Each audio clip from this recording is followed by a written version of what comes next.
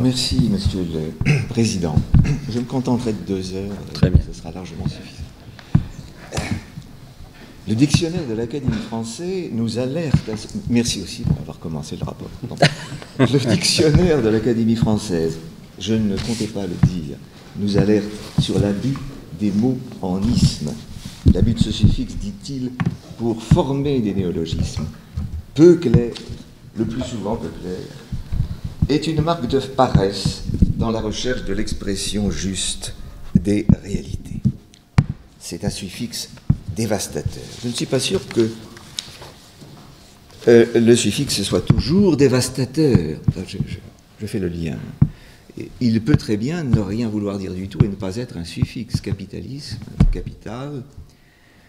Là, il s'agit d'un mot qui a une consonance et une plénitude à part entière, qui d'ailleurs est apparu très tard. Le mot même, le concept de capitalisme, est apparu bien après la réalité, ce qui est normal.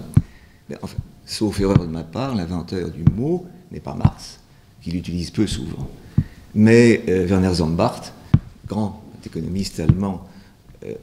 Ils sont tous grands à cette époque, c'est-à-dire l'époque du début du XXe siècle, dans un livre auquel Ripper, sans le dire, empruntera le titre Aspect juridique du capitalisme moderne. Ça, c'est Ripper, le livre de Sombart, c'est le capitalisme moderne, qui, à ma connaissance, d'ailleurs, n'a pas toujours été traduit en langue française.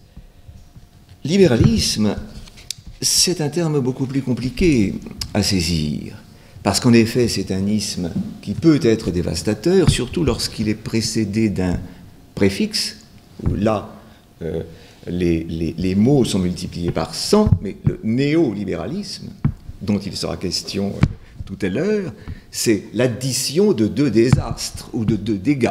Hein. Il y a d'abord le mot isme, et ensuite, il y a le mot néo, dont l'effet est d'accroître encore l'obscurité qui règne sur cette notion. Quant à constitutionnalisme, je n'en ai donc pas donné la définition de ce libéralisme-là, ni du néo. Quant au constitutionnalisme, c'est, me semble-t-il, plus compliqué. Ceci est une introduction d'introduction, donc on va peut-être aller au-delà de 2 heures, mais quant au constitutionnalisme, il me semble que c'est plus compliqué parce que le mot constitution est plus grand que le suffixe. Je veux dire que le terme de constitution est un terme vaste qui peut être employé dans des acceptions extrêmement différentes, qui peut désigner un mode de vie, une manière d'être, une organisation sociale, alors que nous autres juristes sommes accoutumés depuis, au fond, pas longtemps, les années 70, si l'on met de côté Aristote, nous sommes accoutumés à utiliser ce terme pour désigner une certaine manière de voir le droit constitutionnel. Un effet réducteur, quand même. Une certaine manière de voir le droit constitutionnel. Il est bien de voir le droit constitutionnel comme étant ceci ou cela, par exemple, comme étant une sorte d'économie politique de l'État, c'est plutôt ma conception, ou bien comme étant une sorte d'économie de la justice constitutionnelle, ce qui peut être aussi une vision respectable. Mais je crois qu'il ne faut jamais oublier, en ce qui concerne le constitutionnalisme, ou en ce qui concerne le mot constitution, tu fais référence à Dewey, moi je ferai référence à un autre auteur qu'en effet, en bon juriste un peu retardataire, je n'ai lu que tardivement, c'est Bruno Latour, qui dans un livre tout à fait capital, à mon avis, pour les juristes, il est capital parce qu'il va complètement à contre-courant de ce que nous sommes et de ce que nous pensons. Bruno Latour propose une définition de la Constitution qui n'a évidemment rien à voir avec notre Constitution, et il pointe notre vision des choses en disant que nous la devons, au fond, aux Lumières, et même aux pré-Lumières, à Hobbes, au XVIIe siècle, et que c'est à ce moment-là, c'est-à-dire au XVIIe, Hobbes, père fondateur du libéralisme, père fondateur de beaucoup de choses, c'est à ce moment-là que naît une double dissociation, une dissociation entre le mot constitution et le mot individu, et une dissociation entre les différents sens du mot constitution. C'est-à-dire que sa constitution à lui, Hobbes, est une constitution politique, une constitution de l'État. Alors que jusqu'à lui, dit Bruno Latour, quelle que soit la vérité, la fausseté ou l'approximation de la thèse, c'est peu important. Ce qui importe, c'est la thèse. Avant lui, le mot constitution était un mot global, désignant l'ensemble des aménagements sociaux destinés à assurer le bien commun. Et on pourrait alors établir un lien entre le constitutionnalisme qui naît à cette époque, finalement, comme réduction du mot constitution aux dimensions d'un des aspects du social. On pourrait établir un lien entre cela et les difficultés que nous avons, nous, juristes, enfin que j'avais quand j'étais actif, quand j'étais présent, à définir le mot constitution dès lors qu'on lui accole un adjectif. En particulier, constitution sociale, mais surtout constitution économique.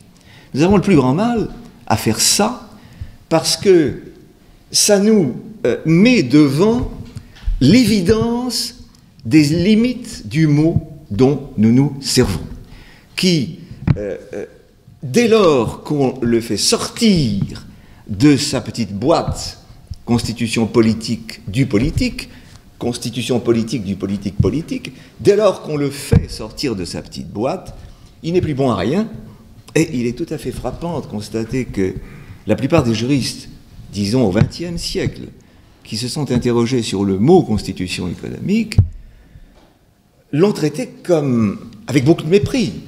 Le plus méprisant de tous, c'est un mépris teinté d'arrogance, étant Alf Ross, qui n'est pas réputé pour son arrogance, son interventionnisme et son manque de rigueur, mais qui dit ne me parlez pas de la constitution économique, c'est un concept socialiste, je ne veux pas en entendre parler.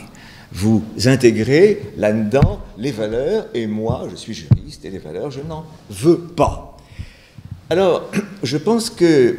Enfin, ceci, je n'en suis pour le moment qu'à la réponse à mon interlocuteur, mais je crois que l'un des nombreux côtés passionnants du colloque qui s'ouvre, c'est d'essayer de permettre de mettre au clair ces différents usages et ce qu'ils signifient. Pour ma part, je crois que de tous ces termes, le plus important, mais aussi très probablement le plus dangereux ou le plus difficile, parce qu'il est universel, c'est le mot libéralisme. Vous m'avez confirmé hier soir que c'est ainsi que vous voyez les choses. Mais je préférerais pour ma part parler de liberté plutôt que de libéralisme. Et il faudrait sans doute là-dessus développer, mais je n'ai pas le temps. Alors cette mise en perspective étant faite, je voudrais en faire une autre. Ou plus exactement, vous livrer quelques réflexions en 3 temps. D'abord vous dire les sentiments que j'ai ressentis lorsque Laureline Fontaine m'a demandé non seulement de participer, mais d'ouvrir, ce qui veut dire à la fois beaucoup de choses et pas grand-chose, parce qu'on ne sait pas ce qui vient après, que soi-même on n'a pas l'idée très claire. Ensuite, je ferai un bref constat, et puis je dirai quelque chose, je ferai quelques remarques d'un peu plus générales. Il me semble, alors, de quoi s'agit-il? Je crois que ceci n'est pas un colloque en dépit des apparences. Ça n'est pas non plus oui, c'est une manifestation scientifique, mais une manifestation scientifique, il a été question de Dewey, une manifestation scientifique pragmatique, placée sous le signe du pragmatisme. C'est-à-dire placée sous le signe de l'expérimentation. Nous allons, tels des chimistes plus ou moins expérimentés, je parle pour moi en ce qui concerne moi, essayer de mettre à l'épreuve, le terme d'épreuve est fondamental, je crois, de mettre à l'épreuve les mots dont nous nous servons en les confrontant à la réalité qu'ils sont censés désigner. Ça s'appelle une expérience de laboratoire. Ce colloque n'est pas un colloque, c'est une expérience de laboratoire, et je ne suis qu'un des petits laborantins qui vont œuvrer pour essayer de d'aller au but.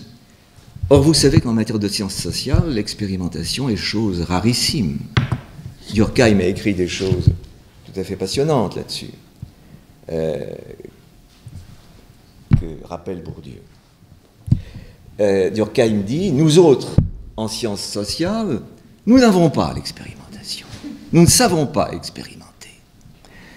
Et à la place de l'expérimentation, nous pratiquons un autre sport qui n'est pas moins digne et qui est la comparaison. Le comparatisme, autre mot en isme, le comparatisme remplace l'expérience. Nous allons donc peut-être faire du comparatisme, mais je suggère que nous en fassions le moins possible et que dès lors que nous aurons cerné un certain nombre d'origines et dessiné quelques généalogies, nous en venions à ce que je disais à l'instant, c'est-à-dire à l'épreuve, à confronter les mots à la réalité des choses. En allant dans ce sens, et j'en viens à mon deuxième point, je vais être dans les temps, je pense, en allant dans ce sens, je crois que nous sommes, en tant que juristes, et au-delà de l'espèce de tendance que nous avons naturellement à nous servir de mots dont nous ne connaissons pas le sens. C'est une des caractéristiques des juristes d'utiliser à l'envi des mots sans en connaître le sens précis, ou en se passant d'une précision qui aurait été pourtant nécessaire. Je crois qu'il y a, se surajoutant à cela, deux obstacles.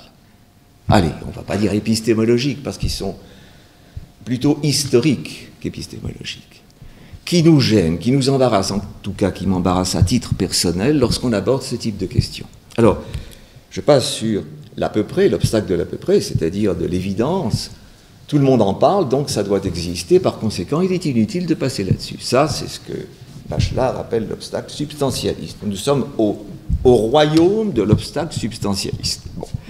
Mais je vois un autre obstacle, qui est, lui, pas recensé par Bachelard, qui fréquentait des vrais savants, si on peut dire, qui est un obstacle de caractère historique, ou généalogique, ou politique, qui tient donc, obstacle à confronter le réel avec le droit, qui tient à l'histoire de France, plus qu'à l'histoire, et peut-être aussi à l'histoire de l'Europe.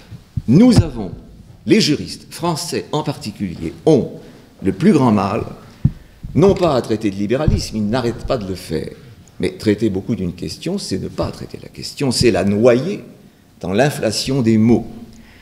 Non pas avec le constitutionnalisme, parce qu'on n'arrête pas d'en parler, et c'est aussi la noyer, cette notion, que d'en parler incessamment. Non, nous avons des problèmes avec, non pas le capitalisme, mais avec l'économie. Et c'est là-dessus que je voudrais un petit peu insister.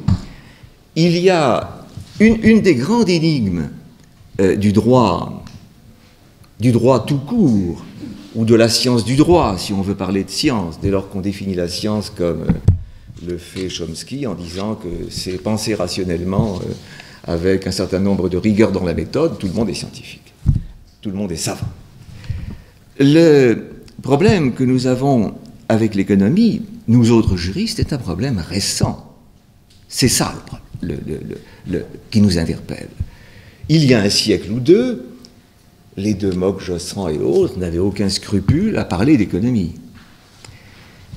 Puis se sont produits un certain nombre d'événements qu'il n'est pas possible d'identifier parce que ça relève de la prédiction ou de la prophétie. Qu'est-ce qui fait que du jour au lendemain, j'ai quand même ma petite idée, mais je n'ai pas le temps de l'exposer, ou alors c'est tellement simple que je le ferai quand même, mais après la Deuxième Guerre mondiale, subitement, tout se tait. Tout se tait.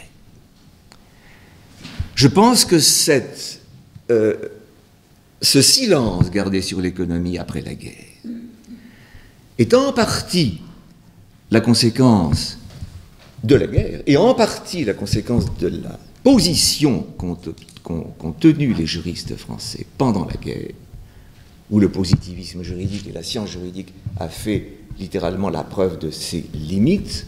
Pour le dire clairement, l'engagement de beaucoup de juristes, où le non-engagement, dans cette période, a jeté un gros voile noir sur la science juridique dans son ensemble. Et le fait que Ripert, ancien ministre de Vichy, qui exhortait avant la guerre ses étudiants à lire, pas seulement Zombart, mais également la plupart des maîtres à penser de la philosophie nazie, le fait que Ripert, ce grand juriste, incontestablement, ait été l'auteur, le seul auteur, dans les années de l'immédiate après-guerre, 1951, je l'ai déjà dit, aspect juridique du capitalisme moderne, à s'intéresser à l'économie n'est pas anodin.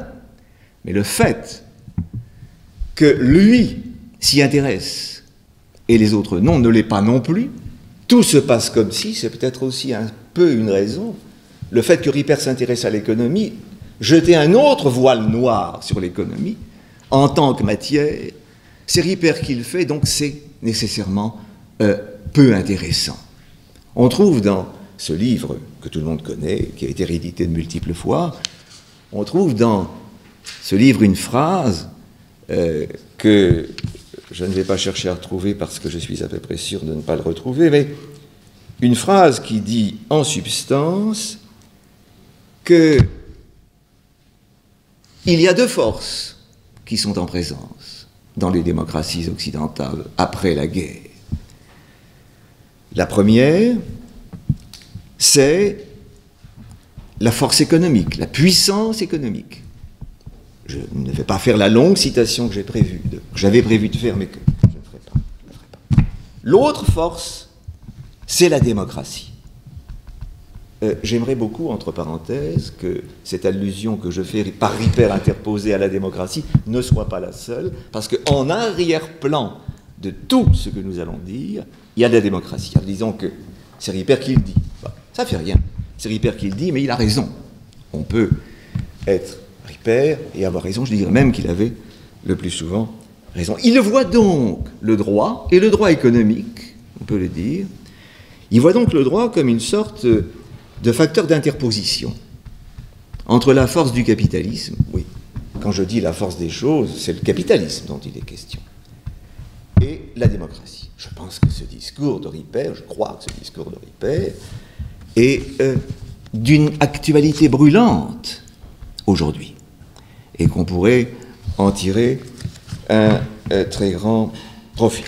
Je ne vais pas faire un petit plaidoyer pro domo en disant qu'il y a eu un regain du droit économique pas loin d'ici, enfin si quand même assez loin d'ici, du côté du sud de la France. Je voudrais simplement attirer votre attention sur le fait que lorsqu'apparu à peu près au même moment les mélanges Ripert, tu me préviens, tu me fais. Je te dis. Lorsqu'ont paru les mélanges Ripert, le monde des juristes s'est cassé en deux. Il y a ceux qui ont accepté d'y participer et ceux qui n'ont pas accepté. Ce qui montre qu'à partir de ce moment-là, c'est-à-dire à partir de 1950, la science juridique se divise en deux camps. Ceux qui font du droit économique avec le risque que comporte le fait de se mettre du côté du diable, pour eux, Ripert c'est le diable, et puis ceux qui n'en font pas. Le grand mérite de Gérard Farjat, que je vais quand même citer, qui a inventé ou réinventé le droit économique, c'est d'avoir été un Ripert de gauche, c'est-à-dire qu'à partir des années 70, il a expliqué comment on pouvait essayer de concilier la force du capitalisme avec la démocratie en se servant du droit. Et il a même inventé une méthode à cette fin. Gérard Farjat serait certainement pas très heureux d'être traité de Ripert de gauche, mais je pense cependant, enfin dans ma bouche en tout cas, c'est plutôt un compliment. J'en viens à la deuxième cause de mon embarras, mais j'y ai déjà fait allusion tout à l'heure, je vais donc être extrêmement bref, c'est que nous ne sommes pas confrontés à des mots simplement. Au fond, quand on dit il y a des mots, on dévalue tout de suite la réalité qui est derrière ces mots. On a l'air de dire, ce ne sont que des mots. Je crois que ce ne sont pas que des mots, ce sont des signes. Des signes qui nous désignent des réalités. Et ce que je veux dire par là, de façon à peu près très obscure apparemment, mais tout à fait claire dans mon esprit, en réalité, c'est que la seule manière de nous y retrouver ici, c'est de pratiquer une méthode que, je crois, les juristes ont assez peu, enfin je crois pas, je suis sûr, les juristes ont assez peu souvent pratiqué, qui est le structuralisme, la méthode d'analyse structurale. C'est-à-dire considérer ces mots comme des signes qui nous révèlent le réel. Considérer ces mots comme des indices qui nous font comprendre les contradictions, on peut parler de contradictions même ici, c'est pas un gros mot, qui sont à l'œuvre dans les réalités économiques et sociales. Vous connaissez peut-être la courte et belle étude de Christophe Jamin à la revue Droit qui s'intitulait les rendez-vous manqués des juristes, des civilistes français avec le réalisme juridique. On pourrait parler du rendez-vous manqué des civilistes et publicistes et juristes français avec l'analyse économique du droit. Parce que ce que je suis en train de défendre ici, ce n'est pas du ripper de gauche, c'est une analyse économique du droit à la française. En tout cas, nous passerons avec beaucoup de pudeur là-dessus, parce que c'est beaucoup trop banal, et finalement tout le monde connaît disons les tendances de ce courant d'analyse. Quand je suis gêné par un sujet, je ne sais plus trop quoi dire. Donc nous sommes devant des signes qui constituent un code, et ce code nous désigne le monde. À ma connaissance, il n'y a qu'une seule thèse en France qui ait porté le titre structuralisme ou analyse structurale dans son titre, c'est la thèse bien connue d'André-Jean Arnaud. Il y en avait une autre avant, mais qui est passée pour ainsi dire inaperçue. Et la thèse d'André-Jean Arnaud était inspirée d'un structuralisme extrêmement robuste, comme on dit aujourd'hui, qui consistait en gros, d'ailleurs c'est dit dans son sous-titre, à montrer que le Code civil est l'instrument de la paix bourgeoise. Voilà. Je pense que c'est un structuralisme un peu primaire, si j'ose m'exprimer, que celui qui consiste à rechercher dans le droit des signes d'appartenance à une idéologie. Le problème, c'est pas ça. C'est d'essayer de chercher dans le droit des signes qui nous éclairent à la fois sur le droit et sur la réalité. Autrement dit, et en les corrélant à une autre réalité. Je ne suis pas très clair, mais je voudrais, pour être plus clair, citer une phrase de Marcel Mauss. Marcel Mauss n'était pas structuraliste, mais c'est tout comme, si l'on peut dire, bien que Claude Lévi-Strauss, dans l'introduction qu'il a faite à son œuvre, je ne sais pas si vous l'avez lu, mais c'est une sorte d'extraordinaire démonstration d'intelligence et de la capacité, de la capacité destructrice que peut avoir une intelligence.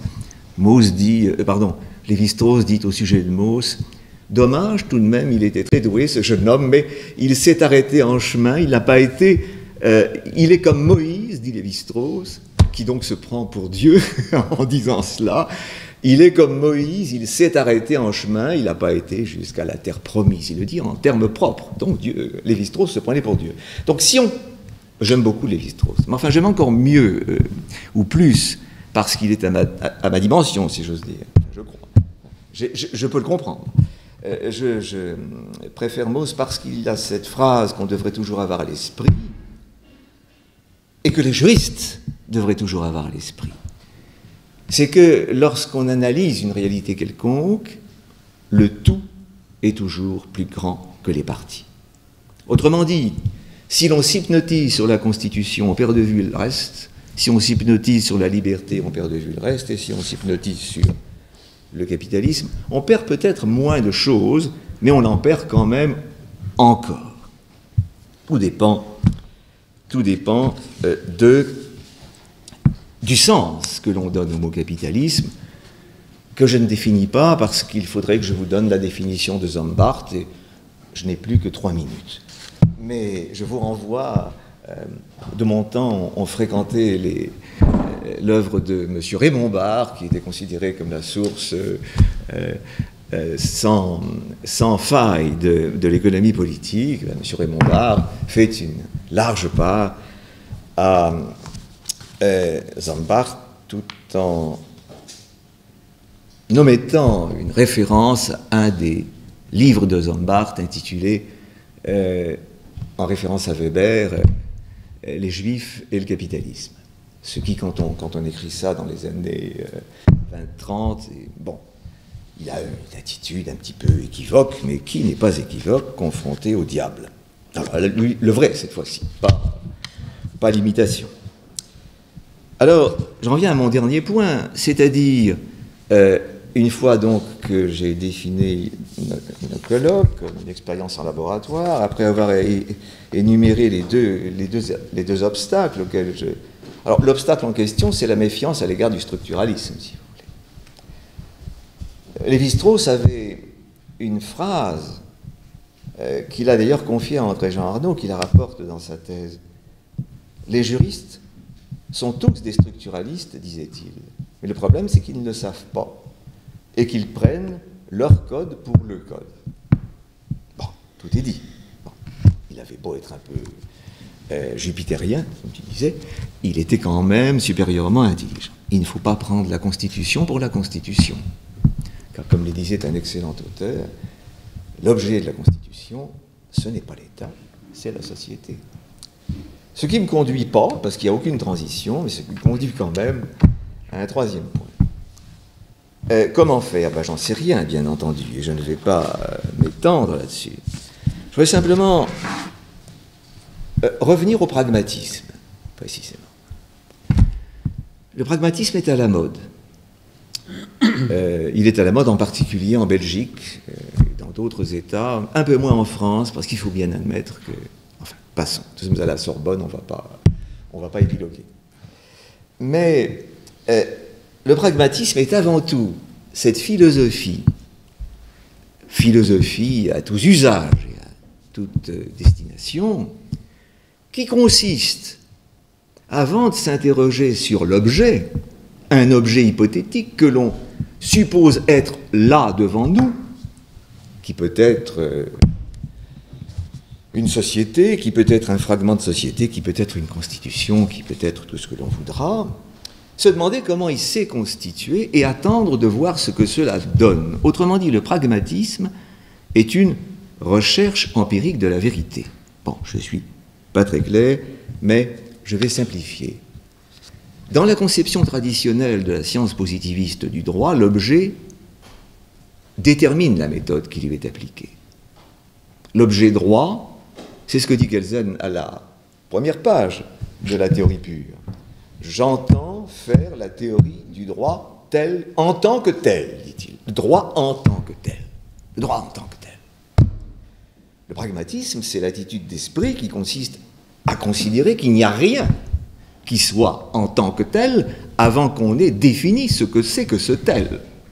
Autrement dit, que l'attitude vraiment scientifique n'est pas celle du chercheur d'or qui consiste à chercher la pépite. Le positiviste est un chercheur d'or. Il s'interroge sur la question de savoir où se trouve le bon filon. Non, l'attitude du juriste est celle de l'attitude, à mon avis, cohérente aujourd'hui dans la phase de transition où nous sommes, c'est-à-dire où les objets bougent. Les objets bougent. Ils ne sont pas nouveaux, ils ne sont pas étranges, comme dit Benoît Friedman, ils bougent. Il arrive même qu'ils nous échappent. Il faut donc les soumettre à la question. Et ayant, sur l'examen, à examen des réponses au questionnaire, édifier une méthode. Nous sommes des ethnologues et nous devons nous mettre à l'écoute des objets et des récits que ces objets suggèrent. C'est quelque chose de fondamentale, et qui, peut-être, je n'ai plus qu'une minute, ce sera pour vous donner une belle référence bibliographique qui concerne précisément l'objet capitalisme. Les références sur le libéralisme et les références sur le constitutionnalisme ne manquent pas, celles sur le capitalisme non plus d'ailleurs, surtout pas aujourd'hui, mais il en est une qui par son titre pourrait échapper aux lecteurs non attentifs ou hâtifs. C'est l'ouvrage d'une anthropologue précisément qui s'appelle Anna Tsing, que vous connaissez peut-être, qui a écrit il y a quelques années à la Découverte, le même éditeur que celui qui publie La Tour, un livre assez extraordinaire qui est fait d'études de cas qui s'appelle Le champignon de la fin du monde, dans lequel livre elle explique comment, après l'explosion d'Hiroshima, et alors que tout était brûlé, on a vu apparaître une petite plante sur le sol, un champignon, qu'elle nomme. Le nom est assez compliqué, Matsutak ou Matsute. Bon. Le champignon résiste à tout. Et elle compare le capitalisme au champignon. C'est-à-dire que le capitalisme a une faculté d'adaptation, y compris au désastre, à la violence et à l'annihilation, plus forte que celle qu'on lui suppose. En général, on dit, après Schumpeter, création-destruction. Non, c'est d'abord création, c'est d'abord adaptation.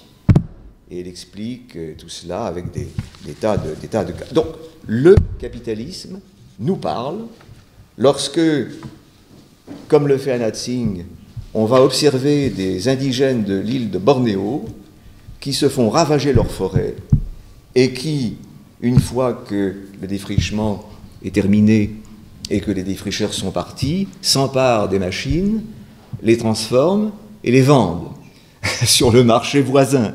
Ce qui veut dire qu'ils se servent du capitalisme qui les a détruits pour vivre. Ils se servent du capitalisme qui les a détruits pour vivre. Alors évidemment, ça ne s'appelle pas une mission d'intérêt général, mais ça prouve en tout cas que le capitalisme n'est jamais ce que l'on croit qu'il est. J'ai presque rempli mon contrat, Monsieur le Président. Voilà.